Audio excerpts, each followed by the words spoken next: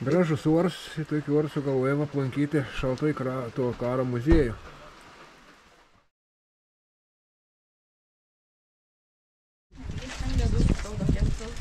Reik palaužyti aparatus, aišku, prieš kelionę.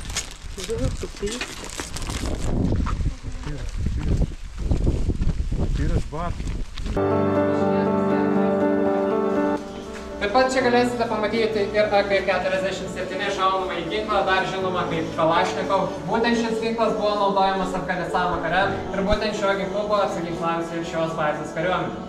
Be AK-47 dar galite pamatyti ir AK-47 modifikuotą ginklą, kuris buvo žymiai lengvesnis už originalą, tačiau dažniausiai stovi 2 kuro pakai, laidai, giroskopai ir kita raketoms būtina įranga, na, o raketos viršuje stovi galvutė.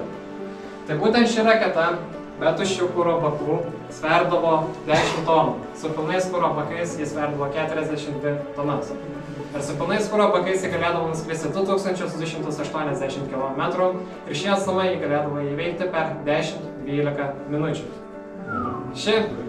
Šios raketos tikslumas buvo 1-2 km, tačiau tai visiškai neturėdavo reikšmės, kai ši branduolinė raketa gali sunaikinti viską 100 km aplinkui.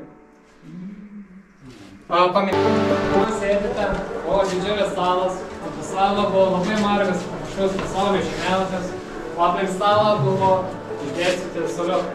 Kareiviai, turėdami laisvo laiko, ateidavo į šią patalpą, pasisėsdavo prie stalo, pasiimdavo mėlynus arba raudonas vėliavėles ir žaisdavo su šiuo žemėlapiu. Valstybės išdavimą. Paminėsiu, kad nei vienas signalas iš šios bazės taip ir nebuvo išsiųstas, kadangi sovietai baiminosi, kad signalų siuntimas gali demaskuoti šios bazės buvimo vietą. Todėl viską, ką jie veikdavo 6 valandas per parą, tai būdavo kovinių signalų klausimas, tai patys koviniai signalai yra vadinami monolitėmis, tai būdavo skaičių ir raidžių derinys. Išgirdęs signalą, ryšininkas jį užrašo ant savo užrašinės, nuneša budinčiam vadui, budintysis išsitraukęs iš seifo savo užrašinę, perskaito, bando iššifruoti jam siunčiamą signalą. Kai jis iššifruoja tą signalą, jis garsiai tą signalą perskaito.